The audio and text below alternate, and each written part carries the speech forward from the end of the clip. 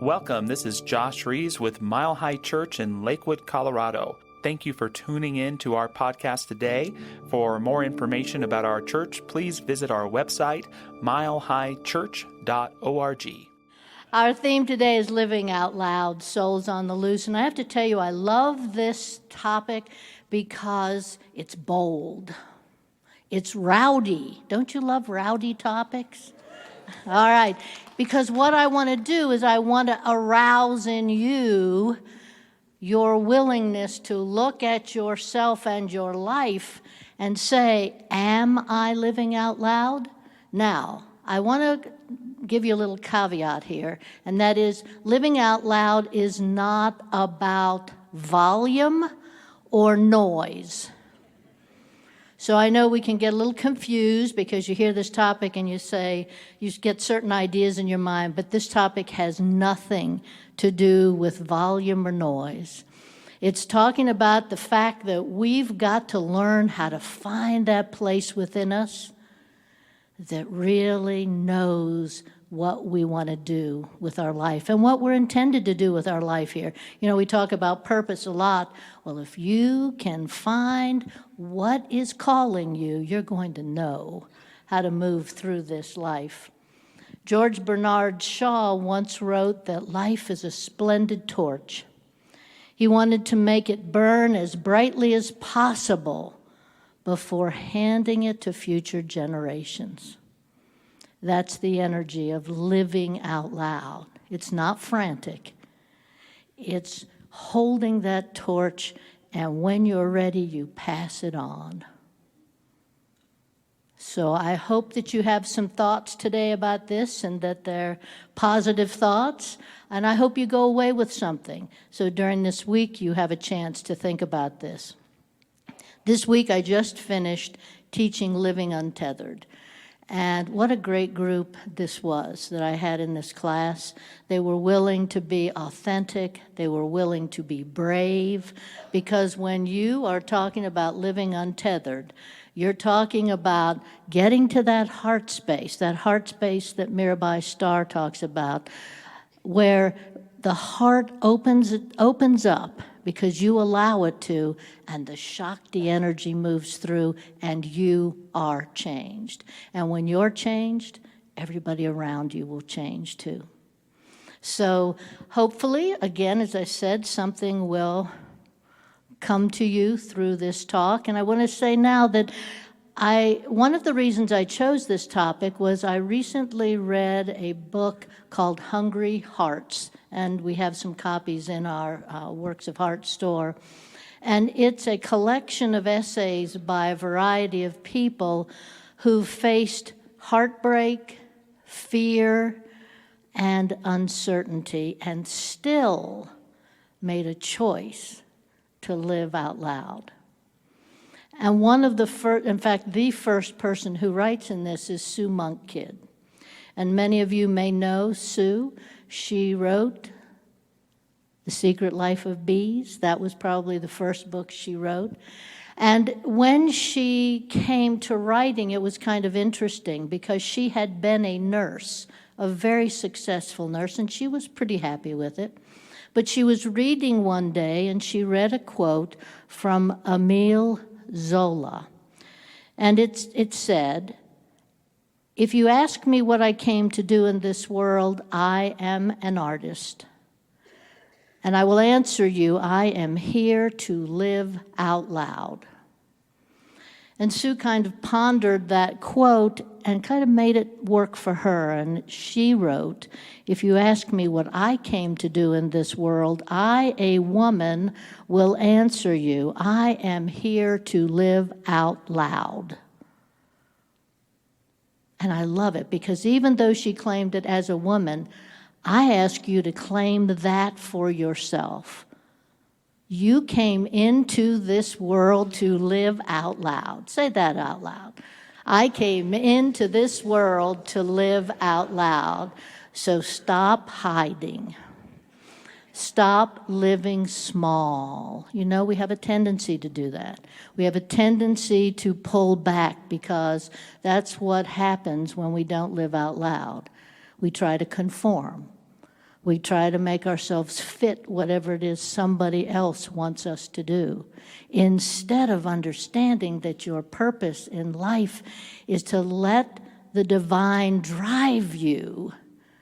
And if that happens, you will live out loud. This is Women's History Month. Yes? All right, so I have some women who really knew how to live out loud. And the first one I want to share with you is Harriet Tubman. She certainly wasn't the first woman that lived out loud, because generations before her, women were living out loud. But she's remarkable in that she escaped from being enslaved, and then she went back in.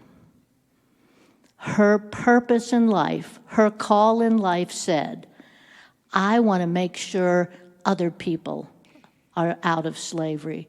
So what she did, she was one of the main conductors of the Underground Railroad. Imagine, folks. Imagine doing that. Imagine risking yourself once on your own behalf and once on the behalf of other people.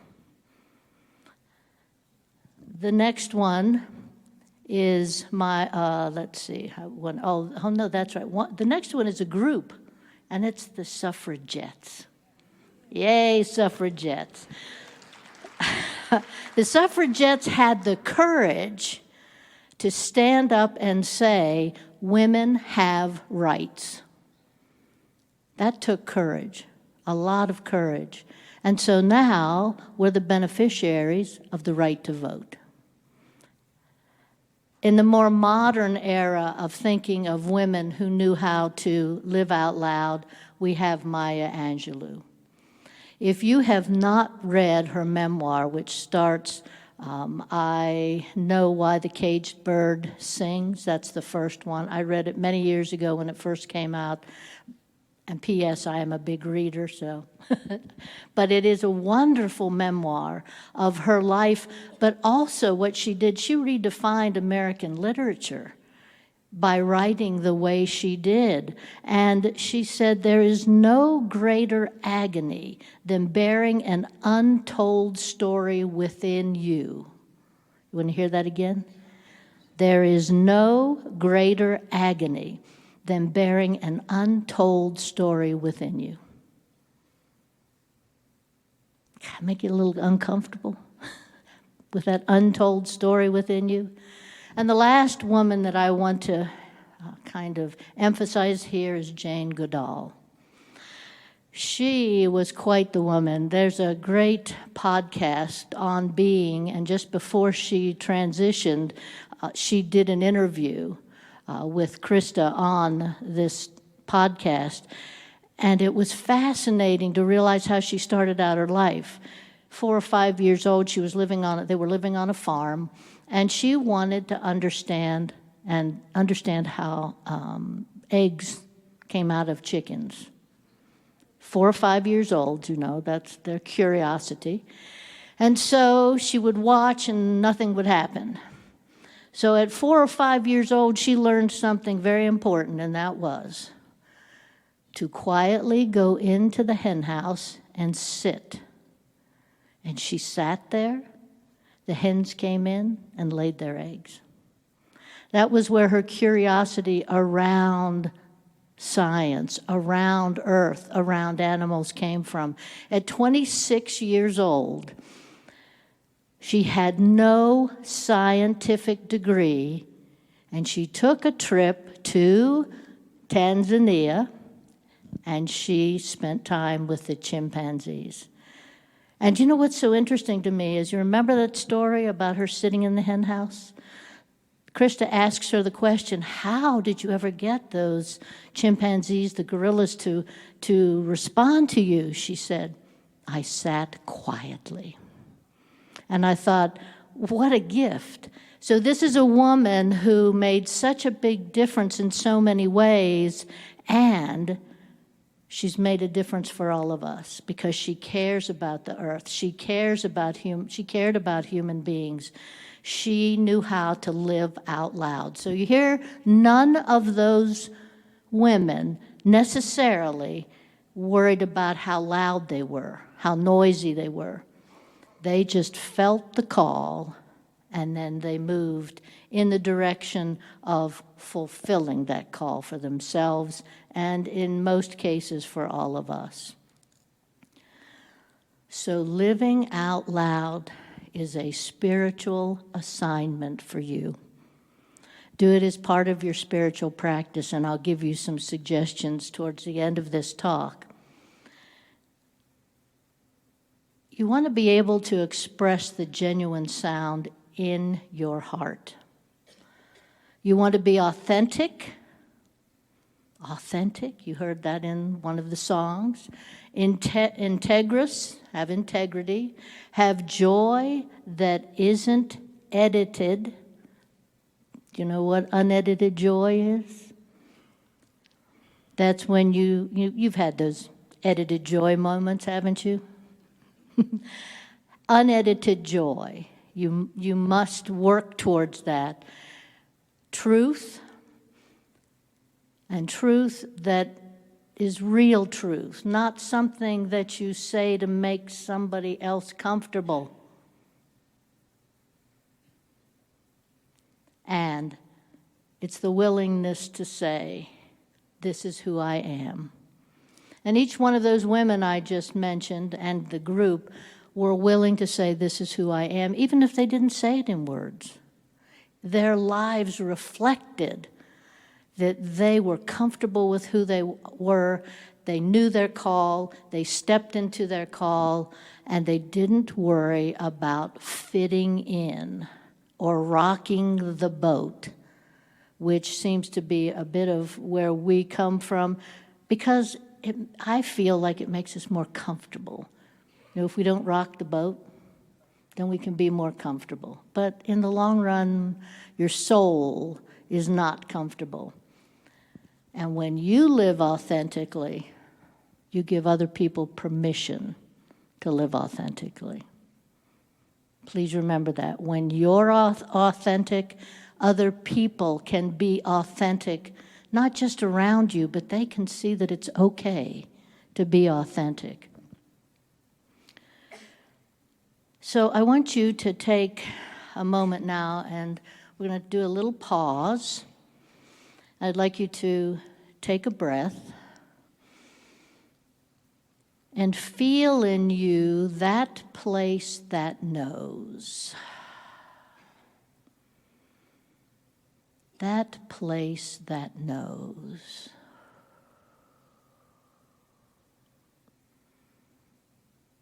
And it's the same place that has always known. And I'm going to give you a suggestion of a little meditation, and it was part of our Living Untethered, where you breathe in and out for one, and you do that 25 times, because you see your breath will always bring you back to your center, back to your heart, that place where the truth resides. Our minds are beautiful, wonderful, wonderful things, and they can create some really whoppers of stories. So we always want to try to get back into our heart.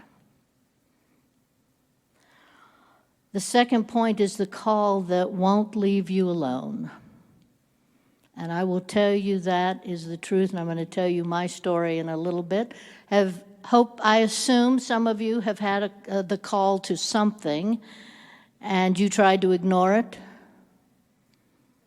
Did it go away? I doubt it.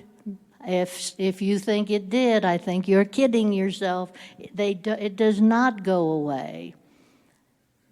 You know, that sound in your mind, that sound in your heart speaks because it has to. It has no choice.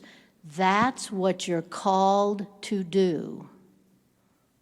You are not called to say, yeah, that's good for Joe over here, but not so good for me. If it's your call, respond to your call. And I think these are some kind of interesting things. That call is what happens when the soul wakes up. It becomes unruly. It becomes insistent. It refuses to be domesticated by fear. Isn't that interesting? Once you know who you are, you can't go back to pretending you are someone else. Darn, that makes me uncomfortable. But I want you to be uncomfortable because I believe this so strongly. Every one of us individually can change the world. Do you believe that? Yes. And do you know why you believe that? Because when you're authentic, when you're real, when you speak the truth, when you speak in kindness and compassion and love, everybody around you is affected by that. And even if it's just that person right next to you, they then take that out into the world. You see, it's a multiplier, folks. It's a multiplier. So never think you have no power, because that just is not the truth. If we believe God is all there is, then that lives within every single one of you, right? All right, so I want to see a lot of that excitement, because it's an exciting life when we allow ourselves to be driven by the divine instead of by all that messiness that's out there in the world. So what I want you to do is go back to your heart. When you're feeling kind of out of control, come back to your heart. I just had a student, I don't think she'll mind, I won't give her name, who said to me that she had a situation come up, and this was when out of living untethered. She said, I had this situation come up, and I was all wound up, and she said, and all of a sudden I went, oh, and brought herself back to center. And you know what? The situation wasn't that big a deal.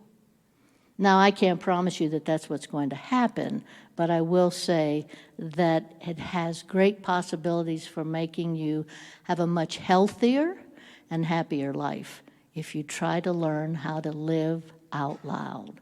What is your calling? Sometimes the call is simply the awareness that the life you've been living is too small for the soul you've become.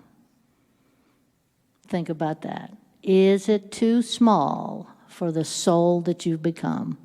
You've been coming, many of you, to Mile High Church for many, many years. One would hope there's been growth, and you are a different person than when you walked in here however many years, months, days ago. Allow yourself to feel that and respond from that instead of, well, you know, society says I have to live this way, my neighbor says I have to live that way. Whatever it is, live what you know as your truth, authentically and with integrity. So I'm going to share with you my call. I am from the East Coast, if you didn't know, no stone throwing, no. I was raised in, and here's where you'd really throw the stones at me, I suppose, even for those of you online. I was raised in Northern Virginia, which is just outside of Washington, D.C. I spent the first 22 years of my life there. Once I graduated from college, I went to college in Virginia also. I became a teacher in Virginia. And then my husband had a job change, and we moved to Pennsylvania. And I still continued to teach, but I started teaching in the community college. I loved teaching, and I still do love teaching. And one of the things that I really loved when I first started teaching were the teenagers that I taught. I love teenagers because I remember I was one. And I remember my quirkiness and all those things that can be annoying, but it's part of the growth. It's part of becoming who they're going to be as adults. So it was always I just always enjoyed it. And then I worked with adults when I got into the community college and enjoyed that also. But in our time in Pennsylvania, I got very involved in the Lutheran church that was there in the town, just north of Pittsburgh. And I was teaching the youth. I was teaching the young adults. I worked with the volunteers. Sound familiar? I mean, I did a lot of things in that church, and then I was elected as the very first elder, female elder of that church. That was something. It was a very patriarchal system. And so here I am, the first female. And I believe that the reason I got elected is I loved the people.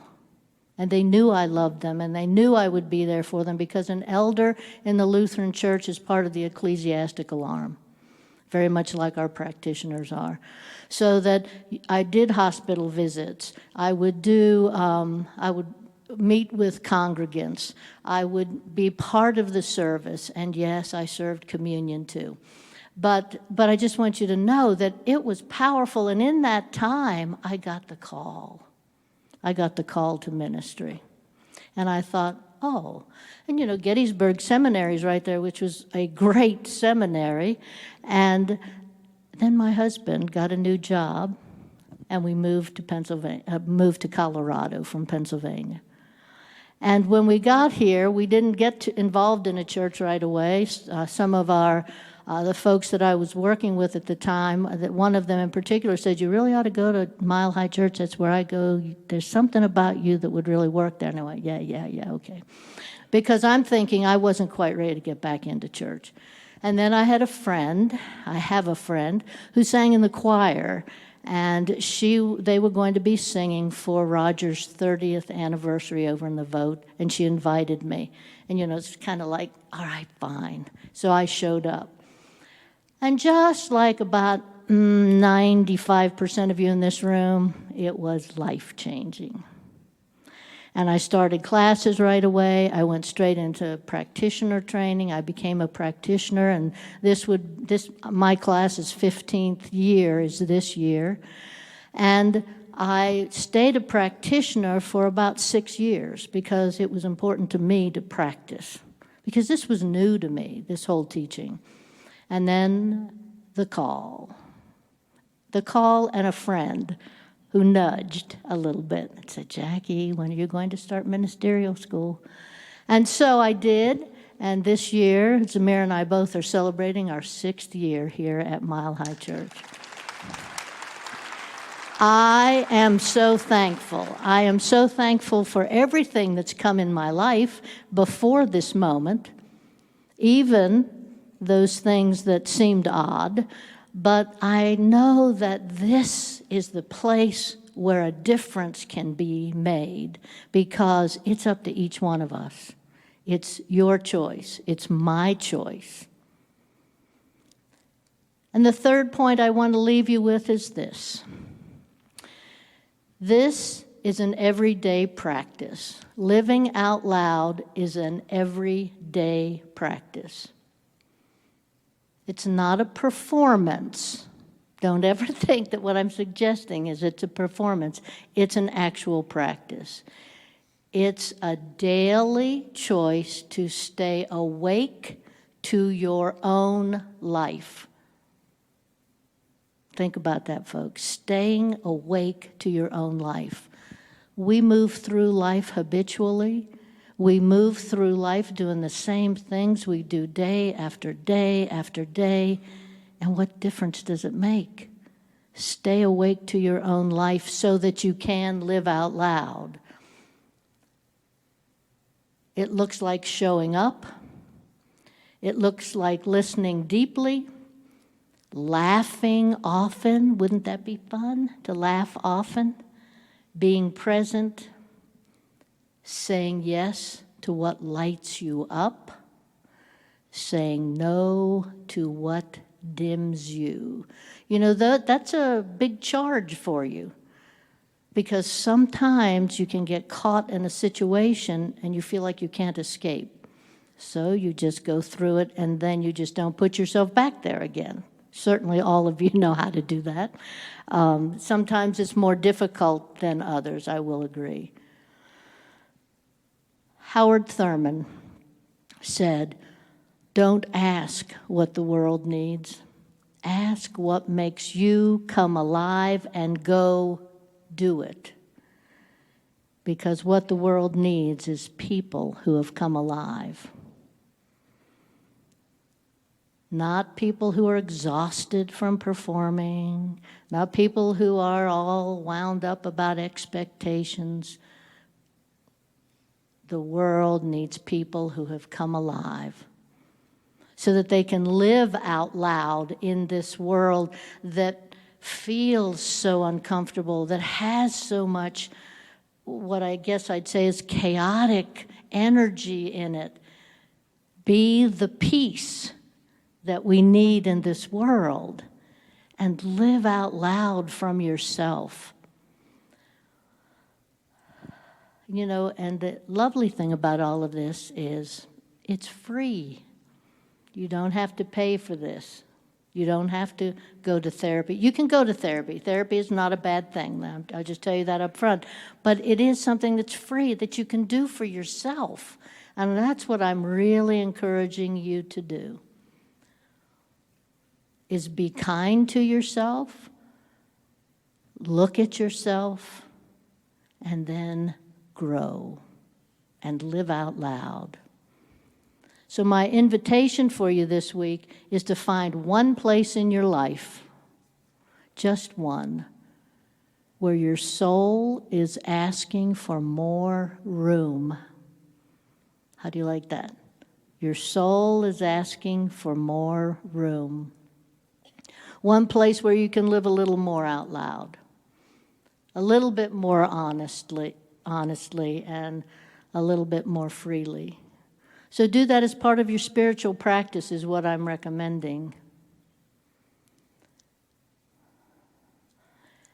And then I want to just leave you with these thoughts. And then I'm going to share, as you leave today, you're going to get a affirmation card that I had created for you. For those of you online, I'm going to read it at the end so you have it. But may we be brave enough to listen. May we be bold enough to follow. May we become souls on the loose. And this affirmation reads, on the front side is the quote from Howard Thurman, "Ask yourself what makes you come alive and go do that, because what the world needs is people who have come alive." And the affirmation, I recommend you put it on your altar if you have one at home. You can put it in your pocket, in your purse, somewhere where you can see it. Wherever it is you do your spiritual practices, I'd recommend just put it there and say it for 30 days. If you have trouble finding that place within you, that really is where that soul resides. But the affirmation says, "I am here to live out loud, to let my soul speak, my light shine, my truth rise. I embrace the call to be authentic. I honor the spark within me and offer it freely to the world. I am alive. I am listening. I am the voice of my soul on the loose." Take a deep breath and let us pray. I'd like the practitioners to stand and hold consciousness. These are people who felt the call and answered the call to be practitioners. And after the service is over, I invite you to come down front and meet with any of these practitioners who are more than happy to pray with you about whatever's going on in your life. I am so aware of the power of the divine in this place right now, of the power of the divine working through each individual. The love, the peace, the joy, the authenticity, the integrity, all comes from God. And because all of that comes from God, I can share it. I am part of it. And that is true for each person in the sound of my voice and beyond, because God is all there is. So I affirm right now for each person in the sound of my voice that they look within, find that place in themselves needing expansion, and they practice. They practice that expansion, and they start living out loud and finding the joy, the resonance, the beauty of living that way. Remembering all of this is possible because of God. I am so thankful for the truth of this prayer. And I can let this prayer go now into that law that I know responds and says yes to what I believe. So I can let this prayer go now and let it be. Thank you, God. And so it is. Thanks for listening to the Mile High Church podcast. This podcast is made possible by the generous contributions from listeners like you. To make a donation, please visit milehighchurch.org.